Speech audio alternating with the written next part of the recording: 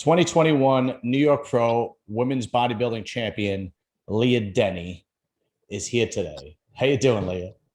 I am fantastic. How about you? I'm doing okay. I've been trying to get you on for since the second you won because I was watching the New York Pro and I was sitting there with my wife. And as soon as you won, I looked you up on Instagram and I hit you back. I hit you up right away. And then, I check every so often and I'm like, she's on cloud nine. She's not checking Instagram anytime soon. Yeah, I'm the worst at checking. I try to remember to do it. But yeah, when I saw you mention it, I was like, oh no.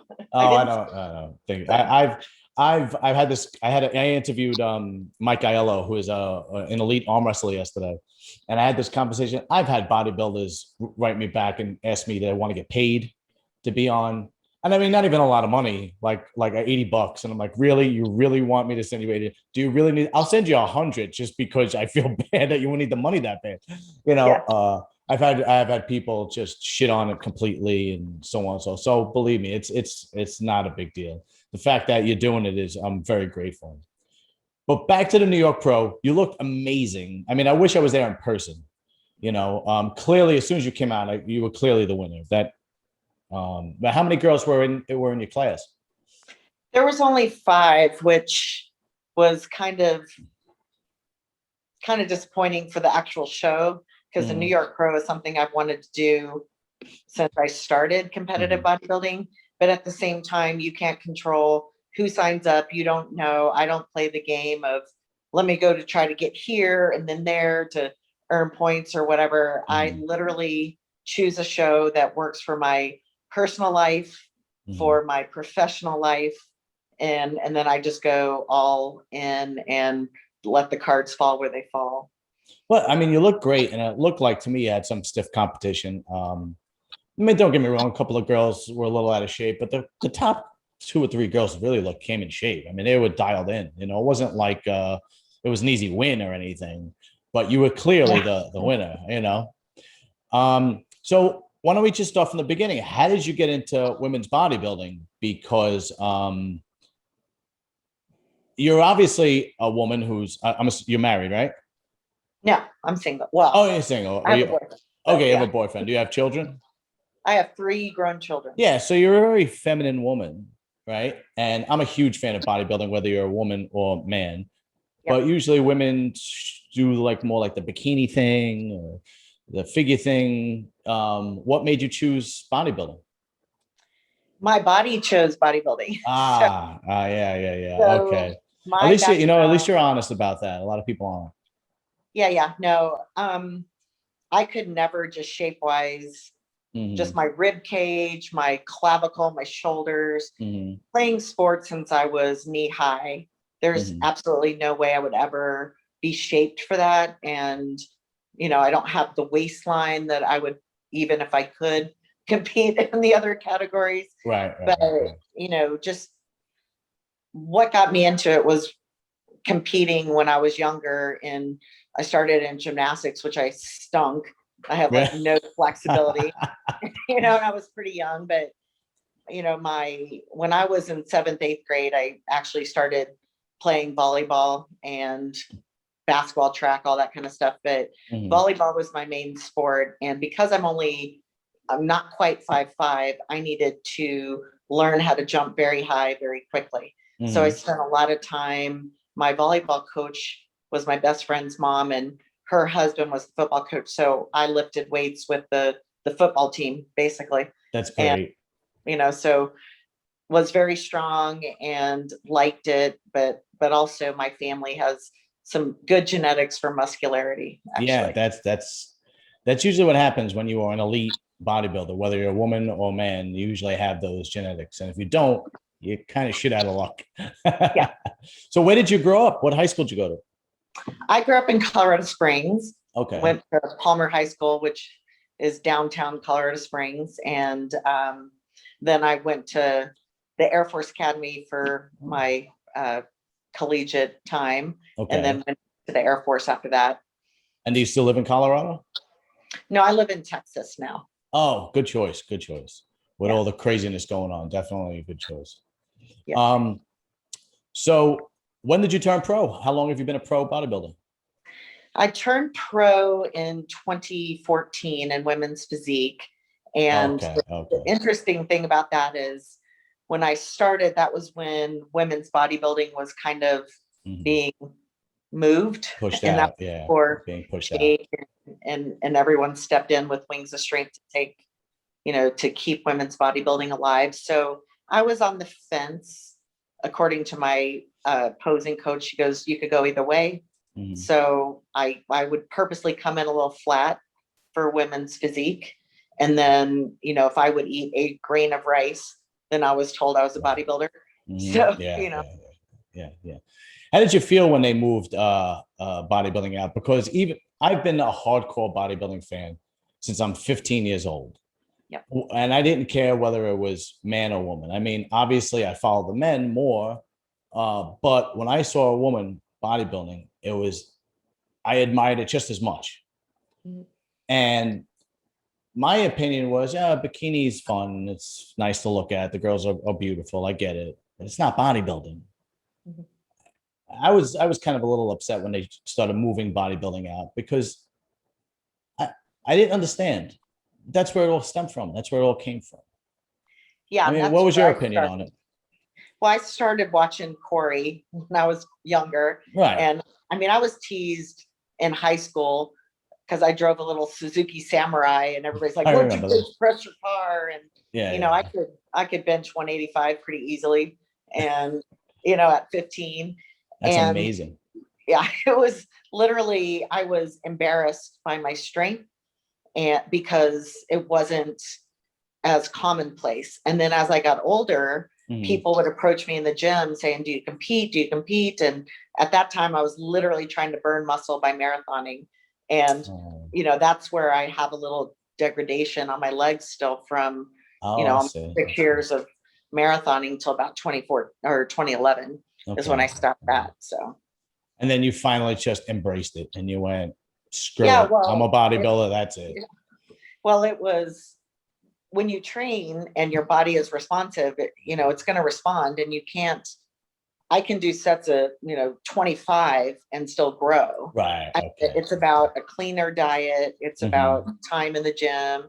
It's about genetics. It's about so many things. But to your original question of what did I think when they were taking it away, the explanation I got was that women don't look like women anymore. And I could easily say there's a bikini person that might not look very feminine to some people. It's But I a don't, perspective. it's ridiculous. It's a ridiculous comment because, okay, all right. So let's say the vast majority of people agree with that comment. There's no reason to still take it away Yeah. because if you want to look at beautiful women, you still can look at bikini. Like it's nobody. I don't still don't understand why you want to take it away. It everything catapulted off bodybuilding. Yeah. Everything. When you and I'm 45 years old. I think you and I are about the same age. Oh, really? Really? That's how it's the genetics and the fitness that's keeping you looking young. But when I mean, I did some local shows when I was a kid, right, or whatever. And I did some master shows in the 2012 and 14 or whatever. But when I in the 90s when I did some shows, it was like if you were a woman, all you had was bodybuilding and fitness. There was no other choice. So everything else catapulted off of that, just like everything else catapulted off of men's bodybuilding, physique and classic physique and whatnot. And I thought it was insulting, to be honest with you. I mean, I am so grateful that it's back because just from a hardcore bodybuilder's perspective, you know, I Yeah. don't know. Maybe it's me. I don't know. Well, I competed in women's physique in Canada, and there was a girl that was 90 some pounds competing against 100 and 50 pounds at the Right. time that I was. Mhm. And yeah, she won. Mhm. So it's Yeah. literally about your conditioning, it's about your muscle, it's Mhm. about your symmetry. So me, if I'm 100 and 50 pounds on stage and someone next to me is 200 pounds on stage, I can't control their structure. I can't control Right. anything, but that doesn't make me any less of a bodybuilder and that person more of one. Just Mhm. like, I think the categories back to your original question of how did I choose bodybuilding? There's no way I would fit into another category just because the way I look. Yeah. And it's not something I run away from. It's, I train the way I train, and your body's going to come in the way it's going to come in.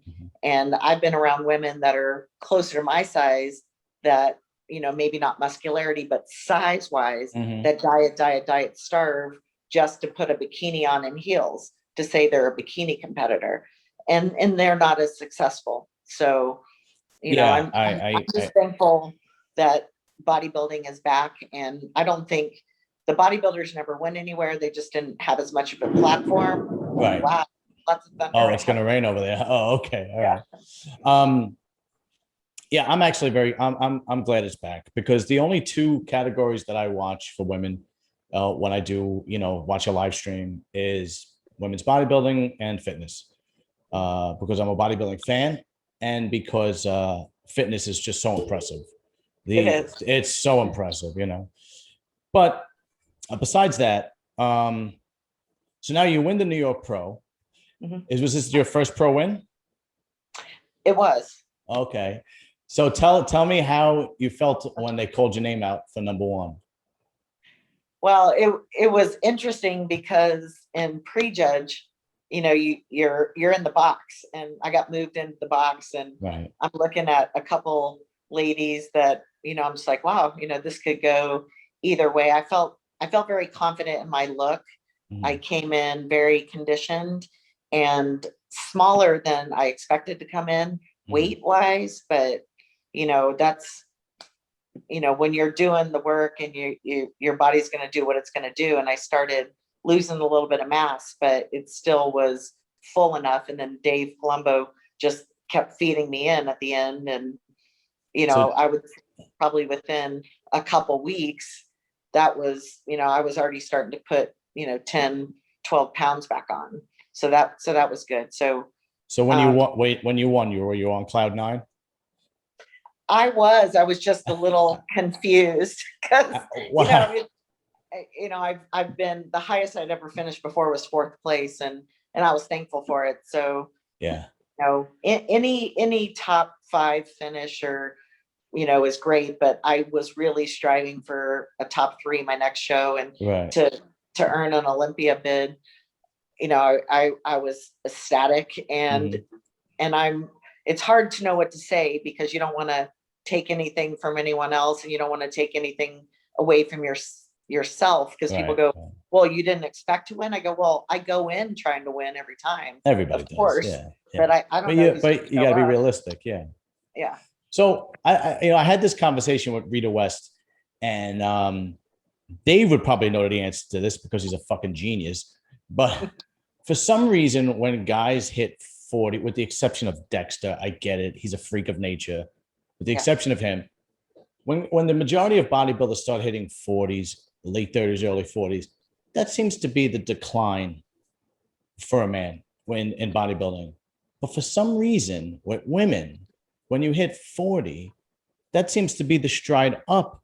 It seems to be the majority of women that are elite bodybuilders are over 40. Yeah. Do you know why, or is? Well, I would say part of it, just if you think about our hormones, and I hit menopause, which, not sexy to talk about, but as your estrogen levels go down, like men's testosterone goes down, but what holds women back sometimes is your high levels of estrogen. I thought so. Okay. So yeah, you have a little wetter look. You're purposely meant to have fat on your body, right? And a certain percentage of body fat in order to have children. Right. So, so I think that's a benefit in the sense of you're not fighting all that high level of estrogen, which a lot of women in their 40s and early 50s still have estrogen production. But, I think that's part of it. But then also muscle maturity and time spent. If you go back and think about women not really working out as hard, and then all of a sudden pick up some weight, you're going to respond sooner than a man that's been around it all his life. And you can see changes in a woman pretty quick, but we just plateau out sooner than a man, because we don't have the same hormonal, makeup. Okay. But Yeah. Yeah. no, I, so th- I thought there was something to the effect, but I didn't know the actual, direct reason. I'm glad you cleared that up for me. Because there has to be some kind of biological reason because I mean, all of them. I mean, um, so you said you grew up liking Corey Everson. Were there any other bodybuilders that you admired, or was she? Because she was more of a household name. yeah. Or were there any other bodybuilders that you admired, or it was kind of late? You found bodybuilding later on. I found it much later on. I stopped when I was younger. I would follow it, but Mm-hmm. I would say the bodybuilder that was, of course, I loved Arnold, but Yeah, who doesn't? his aesthetic, I just liked that. Lee Labrada. I liked, Mhm. even Dave Palumbo was someone I saw. He's a little younger than me, but he was someone that I looked up to, and I used to get the magazines and scour through the I articles just did the and same thing. yeah, and try to understand, and I I didn't do as much following of bodybuilding when my children were younger and still doing things in the military and traveling, but there was a lot of bodybuilders in the military in the past. There's less, Oh yeah. I would say, now because they used to have more competitions I around see. I see. that. So. So speaking of Dave, how was it working with him? How was he as a coach? And why did you go with Dave? There's so many gurus. I mean, I know he's one of the best. That's obvious. But out of you have access to so many, all the best. Why did you pick him? um I definitely, being older, it mattered to me that someone followed more of a scientific approach to the way they go about things. Mhm. And a lot of coaches hurt women, especially treating them like a man's body. Yes. And, supplementation, He wherever you says fall that out too. on it. He says that all the time. Yeah, you can choose to do whatever you want to do, but you can stick a whole bunch of products in a woman or a man, and it's not going to do a thing because they haven't done the work or they don't have the genetics to deal with it, and they look wet, thick. Yeah. They're not going to achieve it. And so I wanted someone that wasn't going to push products over the science of why you would want to use it. And Mm. I took a lot of his vitamins, his proteins, his fat burners also. And Yeah. there's a lot of thought put into what he recommends. Mm. And then I had a couple friends that used him, and I knew everyone comes in dialed conditioning wise. And he never gave me this is how much I want you to weigh. It was literally like, I want to see progress. Right. And, Right. Right. and because I was showing progress, I was watching the scale keep coming down. I was like, crap, what am I going to look like at age? But, I just put it in his hands and trusted him. And, now we're working to maybe add a little size Mm. for the Olympia, but, that's a little Right. different from eating and Okay. not as dieted right now. So as far as size, how much did you weigh when you stepped on stage at the New York Pro? About 148. 5'5". Well, you looked a hell of a lot bigger. Well, that's because you were so chiseled, and that's usually how it works when somebody like Sean Clarita looks like he's 250 pounds, but he's 170 or something like that. Yeah. And if you would have told me you're 148, I'd be like, no way. What? Maybe the left side of her is 148, But yeah, that's usually the illusion when you're that crisp, when you're that hard. That's usually how it works. And if you don't mind me asking, how much do you weigh now? About 165. Oh, okay. Is that the biggest you've ever been, or you've been bigger than that? No, I started the prep with Dave about 175. Wow. And Okay. that was a year and a half off. Just, Okay. I would lift, but I wasn't doing as much cardio. I Mhm. was literally just trying to, well, I was eating like a hog probably. Yeah. But That's okay. That's I don't eat that. I don't eat that dirty. I don't, it's You're just not literally into the like, junk food. well, carbs are just not something I process very well. And if I start Oh, okay. eating them, I can just gain a lot of weight quickly. Hmm. Okay, so now I'm assuming you're going straight for the Olympia, right? Yes. Okay, that's the goal. So you got your work cut out for you. That's for Yeah. sure. Um, I forgot her name. Who won last year? Uh, Andrea Shaw. what's the name? Andrea Shaw. Right. I'm sorry, Andrea Shaw. That's right. So how do you think you could fare against in the Olympia lineup? My opinion is I think you could do very well. I don't see why you can't break the top five. I have not. That's my opinion. I'm a YouTuber. What do I know? Well, Mela is a friend of mine, and she finished fourth. Okay. And Irene Anderson, I've competed with her a couple times. Mm-hmm. And Irene last year at Olympia brought her best look ever. She was really conditioned, and she carries a lot of mass. Yeah. So that is a person where, I look at my bone structure, and I think I could be competitive with my structure with some of the top five. I agree. Mela's got a little tiny weight that I'll never have, but it's gonna fall out to where the balance is, because I'm upper body dominant, and some of the other ladies might be lower dominant, and it's really about who's going to bring in a more similar package, upper and lower body, in my opinion. What place did Irene come in last year? Fifth. Okay. All right. I don't know Irene very well. I know who she is, and she's a fantastic bodybuilder. My opinion is just my opinion. I think you bring a better package. I know she carries a lot of mass, but I mean, I don't, like I said, I'm just a YouTuber. I don't know. And I hope Irene doesn't watch this and she wants to kill me or anything. No. When I walk into a show, I can look at someone and, I did 2 bodybuilding shows prior. I did one in Romania, and then I did one in Toronto, and I didn't finish very well. Like one of them, I walked out and I swear no one even looked up. Oh. And then when I came back to the night show, I actually got moved in next to the winner and was able to pose against her in the night show. And that was Marvelous Marge, and it was one of those things where standing next to someone gives you a lot of perspective of the way you look. And, I don't always know, I don't have a judge's eye for it, but I knew my conditioning on my lower body wasn't there. And so of course I shouldn't be placing higher, but you're, of course, as a competitive athlete, I want to do my best, but I knew the way I looked going into the show, and I knew I wasn't anywhere near the conditioning I needed. Okay. Yeah. All right. Well, but then you obviously sat back and made the adjustments, and it paid off, because look at the bodybuilder you are now. I mean, the work says it in itself, right? The product that you put out there in a New York Pro was great. You looked amazing. You really did. I had this conversation with Rita, and I just kind of wanted to see how you deal with it. She answered it. Especially with social media now, there's a lot of trolls, and I think it's disgusting what some people say online, and I think it's terrible behavior. But nevertheless, it's something that we all have to deal with, and somebody like yourself probably has to deal with it more than the average person. How do you deal with it?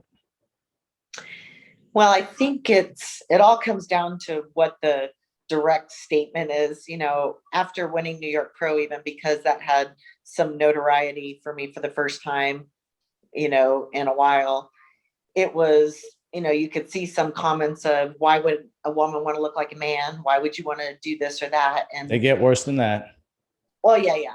But to me, I look at the comments that someone makes, that's pretty much, a chicken shit thing to say about someone that, I don't walk up on the street and start having a conversation about the way someone looks. Right. And, you get fit shamed, you get muscle shamed, you get fat shamed, you get gender shamed, you get all these different things on social media. And it's just, to me, it's just, I look at it and I start thinking of what's in that person's life to think it's okay to make those kind of statements to someone.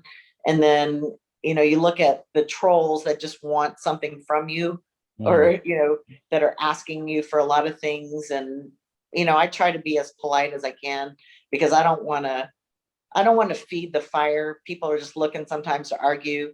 But, what I found on social media, some people are just lonely or want to be acknowledged or something. So I kind of try to put myself on another level of, you know, this person's kind of pathetic if they're just, you know, coming at you, coming at other people and just trying to knock you down. Some people just have, you know, some things in their life that they get excited about and want to talk to you about it. So I just try to balance everything and say, you know, if somebody's respectful and wants me to answer them, you know, I try to answer as much as I can. Sure. You know, or just acknowledge someone with a, hey, I saw your comment. And and if it gets ugly or about someone else, I can deal with it with myself. But when they talk specifically about people or name people, then I try to delete them and get rid of them. Okay. Now, do you ever have any kind of issue in public? All the time. Well, anytime I go anywhere, but it's not usually negative. It's a lot of people will come and say, I love your arms, I love your shoulders. Good. That's good.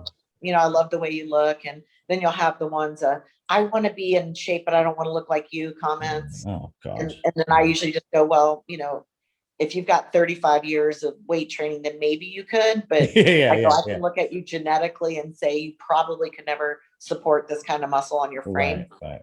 So I usually try to reframe it, but you know, every once in a while, it's more usually like, like I don't see them talking to me, but yeah. All right. It is. Well, and at the same time, I'm sure like somebody like myself, right? Just a regular dude. As soon as I saw that you won, I hit you up. You want to come and talk about it on my podcast, and I'm sure that's gotta kind of make you feel good, right? I would hope so. Anyway, I would hope my message to you made you feel better. Yeah. Well, it's funny because some people try to bait you into conversations, and I learned that when I first started putting myself out there in bodybuilding, and I was a show promoter until this year in Texas, hosting my own bodybuilding show. So I try to keep channels open to communicate with people. And, you know, I used to do some online training and various different things like that. So, you know, I try to respond as much as I can. And then I realized there's a language to it, and you have to understand what the hidden language is. Yeah. And I'm sorry, say again. I said, once I learned what certain terms were, this is going to lead to this discussion. I see. Then I knew how to shut it off. And well, what I try to do is when I message or email or whatever, somebody I want to interview, I'm usually completely respectful. And then I send them an interview that's similar, right? I think I sent you the Rita West video, or did I send you the Sean Clarita? I sent you one of them. Oh, you sent me Dave's, yeah. Oh, I sent you Dave's. Okay, yeah, I sent you Dave's. Because I knew he was your trainer. Because I just want to show, no, I'm for real. I am for real. I've had some heavy hitters on, and I really want you to be on. But if you don't mind explaining, what do you mean when you say they try to bait you into a particular conversation or whatnot? Well, I used to get the whole, do you train? You know, can you share how much you lift on dumbbells? Can you tell me a training split? And I used to try to go, oh, well, I'm hitting shoulders today. I would usually start rear delts on my off day because it's the, you know, smaller muscle. I want to pre-exhaust. And then and then it was like, okay, well, you made me a video pressing, you know, a small child over your head, you know, 50 times.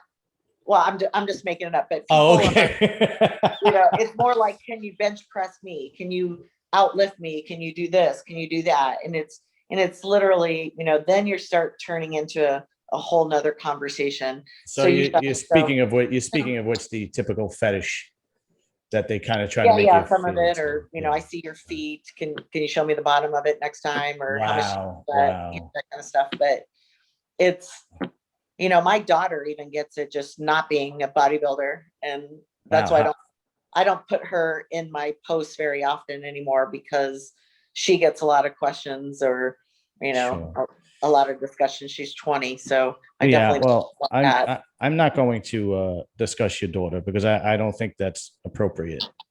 But King Kamali, I think in a Generation Iron video, plainly said women's bodybuilding is a fetish. He plainly, I think it was a few years back, and he's a very honest, down-to-earth person. I've been trying to get him on too forever. He keeps, it's not like, you know, and he's from New York, and I'm like, I met him a bunch of times, and I'm like, come on, when are you coming on? You know? But anyway, I would assume, I know that there are women like yourself who just ignore it and put it to the side, but there are women who kind of take advantage of it. I mean, I don't obviously know, and I don't know names, but for example, OnlyFans, right? There's plenty of women bodybuilders on OnlyFans taking advantage of and I guess if they want to get that much money, it's an easy way to get money. But in their defense, or in all but women's bodybuilding defense, the money's just not there as far as making it in the bodybuilding world. You probably don't get as many sponsorships as a male bodybuilder or as a bikini girl. Yeah. Right. So I understand. What I'm trying to get at is not that I don't think anybody should go in that direction, because I think it leads to a life of decadence. And I think in a life of toxicity, I don't think it's proper. But in order for somebody like yourself to really succeed in bodybuilding, you need to make a great living. I mean, think about what you have. What I'm trying to say is, look at the odds you have against you. You need to make a great living, or hopefully you are married to somebody that's understandable and supports your decisions and like, yeah, hey, I'll support you, whatever you need, fine. But some people aren't like yourself. You're single, you have a boyfriend. You need to make a great living. You need to be mentally stronger than most, because you have to deal with the trolls, whether it be online or in person. And the amount of work you need to put in to be a bodybuilder, woman's bodybuilder, is, I mean, it's just, I'm not blowing smoke up anybody's ass. It is just twice what a man has to put in, because you just don't put the same muscle on. Like like I learned very young. Sean Ray was my favorite bodybuilder growing up when I was a kid. Right. I learned very early that I'm never going to look like him. But how would you like to address that? I mean, I know I threw a lot at you there. I think in terms of the choices on the financial side, I know a lot of people that get into the sport, and like I said before, I was a promoter before, and people are trying to sign up for things, and they're being told by coaches that if you do this and this, then you're going to earn a great living, or they don't think it costs, $400 to have hair, tan, and makeup done. They have no idea. Yeah. Or a $1,200, $1,800 suit. Yeah. Which is a drop in the bucket. Yeah. And that's not even with coaching. That's not with nutrition. That's nothing, supplementation, anything like that. So I actually have a very good job, and bodybuilding to me is a hobby. It's not my profession. Whereas somebody that chooses to earn a living and this is their profession might choose to do something very differently than I would, that I can self-fund. I pay my own way for everything.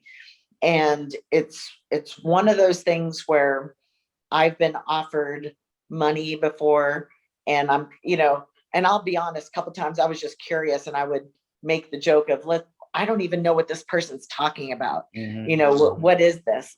And then it's like opening Pandora's box, really. Well, yeah, it really is. This is like my first year or two. I had no idea, because I never asked anyone what these terms were.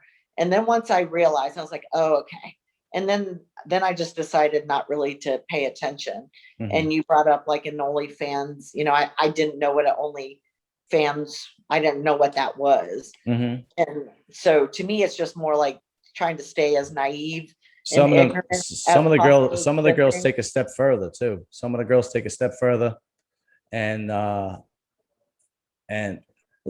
be fair, we're not going to mention any names, but there are guy bodybuilders who do gay for pay and have sex with fruit, and hey, listen, you got to do what you got to do to make money. I get it. So I'm just trying to be fair and not saying it's only the women. Guys do it too. Yeah, but I think the access, because they are women, is better.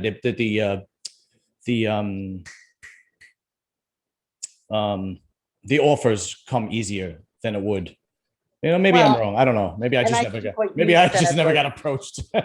well, there was a couple, if you think of psychology behind different things and what you said, how does it make you feel when somebody sends you a message and appreciates your work or Sure. appreciates you as an individual? That's one of the first things that you have to deal with, of what's real attention, what's quality attention, what is, you know, just somebody trying to be gross or get off Right. on something. Yeah. There's so many things that I think it all comes back to the person, and you have to know what you're dealing with, because Mhm. you've got people that put their way through college doing other professions, stripping, doing, and I don't care where people fall out on it. I don't believe in harming others. I'm not into any type of thing with Mhm. children, animals, all that kind of stuff. What do they That, call it? Furries? yeah, For. that's a hard line for me. But Yeah, I don't blame you. yeah, for anything else, you just kind of go, like I said, I stay a little ignorant to it, because you don't want to come off like you're judging someone's situation, but Right. a lot of that stuff's not right for me. Yeah, no, and I don't blame you. And let's face it, you're at the level now where you can be a role model. I mean, you are an elite athlete. You're an elite bodybuilder at this point, right? Mhm. So you go into the Olympia. You're going to break the top five. Yeah. And then what are your plans after the Olympia? Are you looking to how are you going to improve for next year, for next season?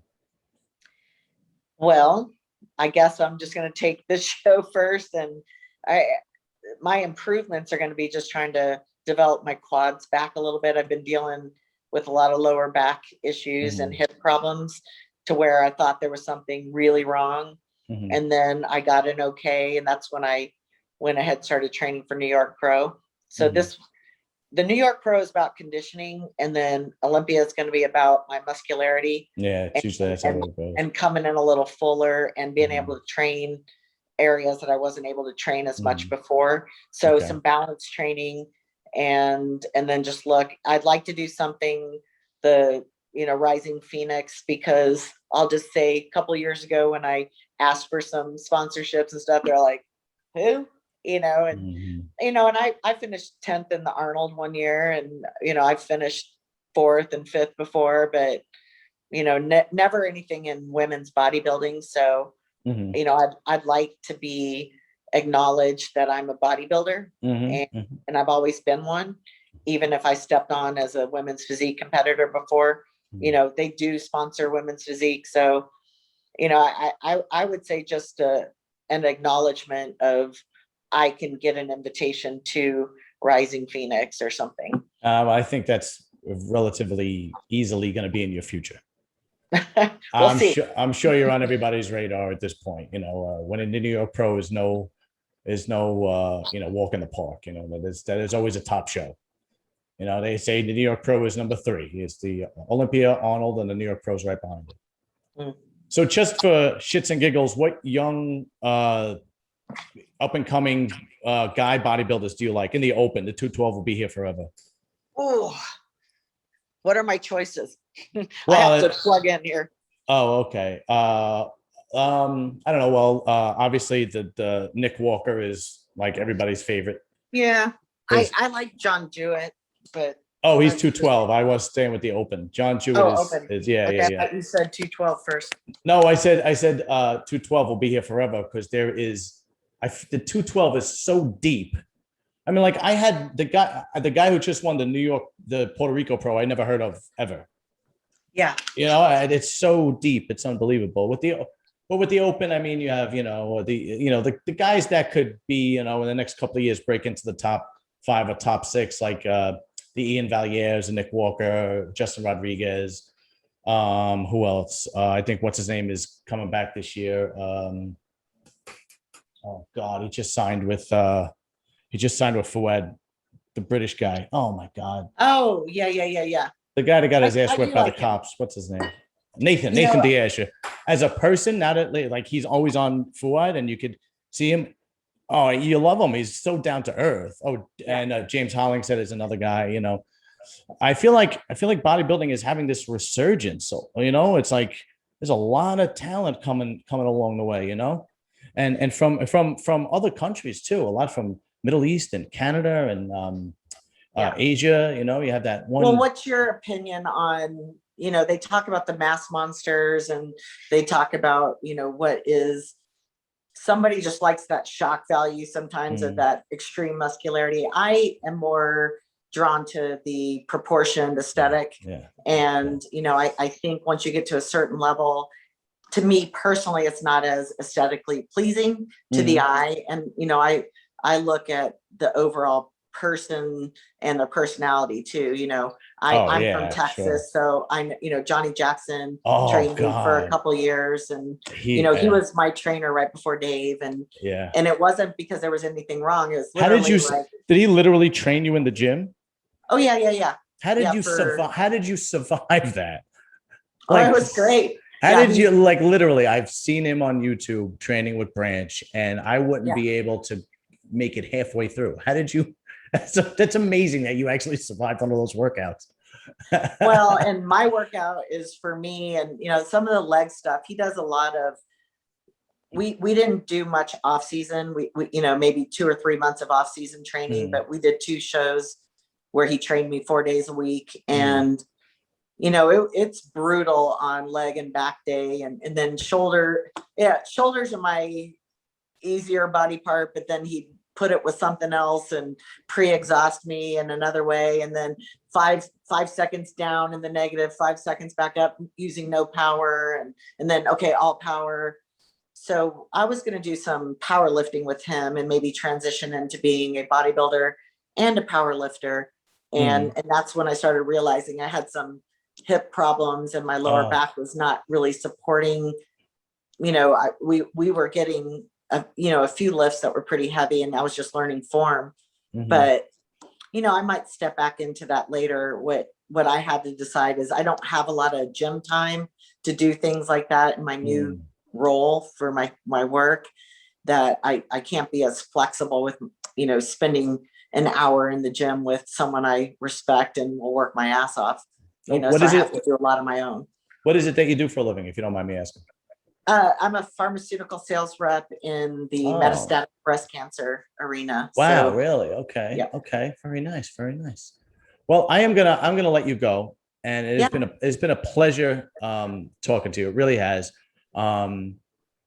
I really admire you. I admire the physique you brought on the New York Pro, and I'll be rooting for you at the Olympia. I actually might be going because I talked to my wife yesterday, and I was like, because we're putting in the pool in the yard, and we weren't going to go on vacation this year, and my yard's a mess now because we're putting the pool in. So I said to her yesterday, I said, the Olympia is in Orlando. I was like, why don't we find out how much tickets are? Maybe we can go to like Universal Studios or something for the day. Just make a small vacation out of it. So she's like, all right, yeah. So I might be there.